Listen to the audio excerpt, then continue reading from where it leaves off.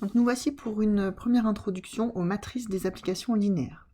Donc le contexte. Ici, vous avez un ensemble E, qui est un espace vectoriel, bien entendu, de dimension finie, sinon on ne peut pas parler de matrice. Et j'ai appelé B, E1, En, du coup, n vecteurs, comme la dimension, une base de E. J'ai pris un deuxième espace que j'ai appelé F, de dimension finie aussi, j'ai appelé ça dimension P, et j'ai pris une base constituée donc de P vecteurs de F.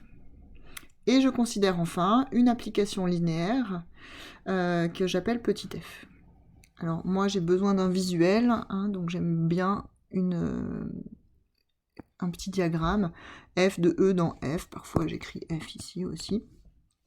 Une base B au départ, E1, En, une base B' à l'arrivée. Quand on a une application linéaire, on fabrique une matrice. Et on fabrique cette matrice de la manière suivante. On met en colonne, donc ici vous avez E1, c'est un vecteur du départ. Vous avez un vecteur au départ ici, vous avez f de E1 ici. Vous avez E2, vous avez f de E2, et ainsi de suite. Donc on calcule toutes les images, et ces images, comme elles appartiennent à l'espace grand F, elles ont des composantes dans la base de grand F. Et je couche ces composantes en colonne. Donc on a l'habitude de mettre ici les noms des colonnes en dehors de la matrice, là, au bord. Une matrice élargie, on appelle ça. Donc ici, j'ai ma matrice, et j'élargis des renseignements qui sont les suivants. La première colonne, c'est l'image de E1, mais exprimée dans la base E1', E2', EP'. La deuxième colonne, c'est F de E2, mais exprimée dans la base E1', E2', etc.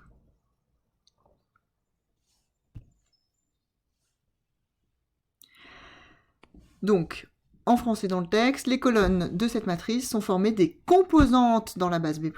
Ça n'a pas de sens de parler de composantes si on ne parle pas de la base dans laquelle on exprime ces composantes.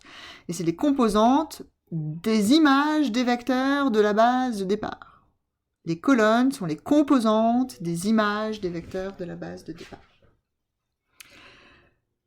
Cette matrice, elle joue un rôle très important parce que, connaissant du coup simplement les images de quelques vecteurs, ici n vecteurs qui forment une base d'un ensemble de départ, on va pouvoir, juste avec cette matrice, calculer l'image de n'importe quel vecteur de E.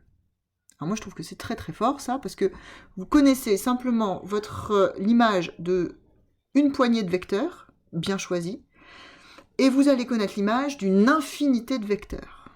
C'est la propagation la plus totale. On va les renommer les applications coronavirus.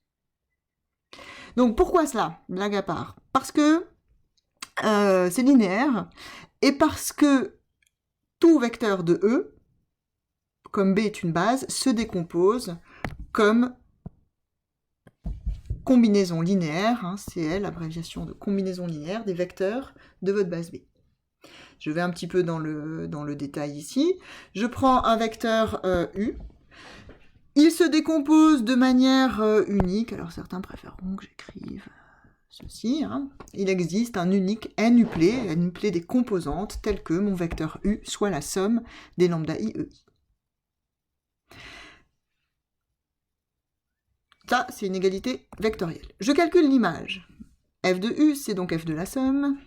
Et une application linéaire conserve les combinaisons linéaires. L'image d'une CL est égale à la CL des images. Et j'ai mal placé mon lambda. Il est là. Donc ici, vous avez lambda i f de i. Dans la pratique, ça donne quelque chose d'assez naturel. Hein. Donc j'écarte pour qu'on voit bien. Donc j'ai f de u. Je cherche les composantes de ce vecteur, donc f de u. Comme ce vecteur, il appartient à l'ensemble d'arrivée, hein. Ici. Là j'ai u, là j'ai f de u, il appartient à f. Une base de f, c'est B', donc je vais aller regarder les composantes de mon vecteur dans ma base B' à l'arrivée. F, j'ai construit sa matrice. Et U, ben lui il est au départ, il est dans E, c'était B, une base de E, donc je prends les composantes de U dans ma base B. Et voilà, vous avez l'égalité suivante. Les composantes de f de u dans la base B' sont égales à la matrice de f à condition d'avoir pris les bonnes bases, hein, B, B', B, B', fois la matrice de u dans la base B. Petite remarque sur les tailles. Ici, vous êtes dans la base B', vous êtes à l'arrivée f qui était de dimension P, donc vous avez P composantes. Ça, c'est un vecteur colonne de taille P1. Ici, on avait couché en colonne les images f de 1, f de 2, f de n, donc vous aviez n colonnes, exprimées dans la base de l'arrivée, donc P ligne parce que P composante. Et ici, vous avez un vecteur qui est dans E. E était de dimension n, donc vous avez n composantes, n lignes, vous avez un vecteur colonne n1. Donc au niveau des tailles, on est bon aussi.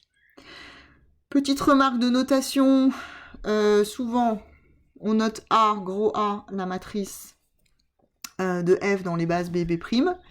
On a tendance à noter grand X, les composantes du vecteur au départ de U dans la base B, et Y à l'arrivée, hein, comme avant, X, Y égale f de X, les composantes de f de U dans la base de l'arrivée.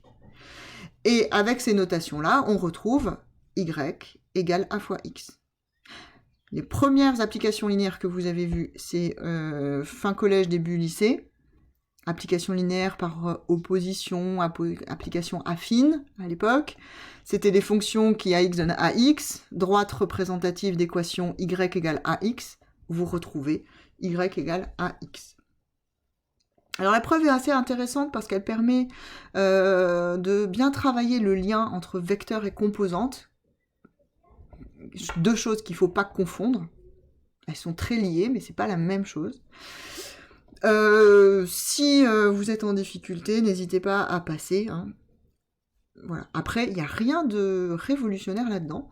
Donc, on rappelle ici que la matrice de f, elle est construite en prenant les images f de 1, hop, je mets en colonne, f de 2, hop, je mets en colonne, f de n, hop, je mets en colonne. Et je prends les composantes dans la base de l'arrivée, puisque ces vecteurs vivent à l'arrivée. Votre vecteur u, il est au départ. Donc, pour les puristes, ici, on va mettre ça comme ça. Il existe un unique annuplet tel que... Ça, c'est une égalité entre deux vecteurs. Et ça, c'est une égalité... Hein, donc là, c'est une égalité dans E. Et ça, c'est une égalité dans Kn.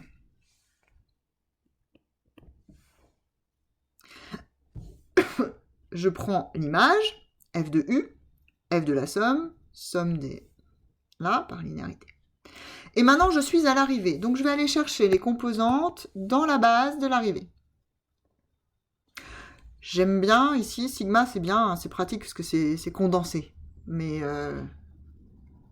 on met à plat. Quand on voit un sigma dans sa petite tête, I égale 1, I égale 2, I égale 1, plus. Et là, on voit ça, on pense ça. On écrit juste, c'est plus court, mais en fait, on voit rien du tout. C'est pas mal, moi, ça sent le sigma. Comme je suis à l'arrivée, je regarde les composantes dans la base de l'arrivée.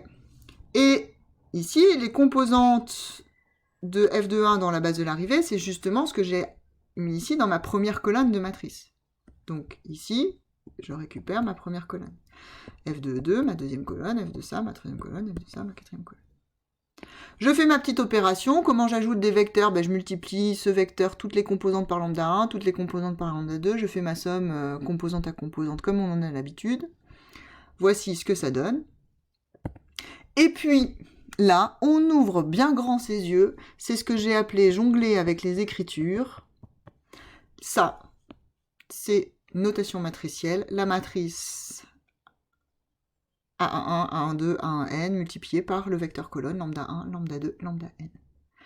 Et si on n'oublie pas d'où on vient, cette matrice, c'est la matrice de f dans la base B, au départ, et B' à l'arrivée. Et cette colonne, c'était les composantes de U dans B. Et voilà, la preuve est finie.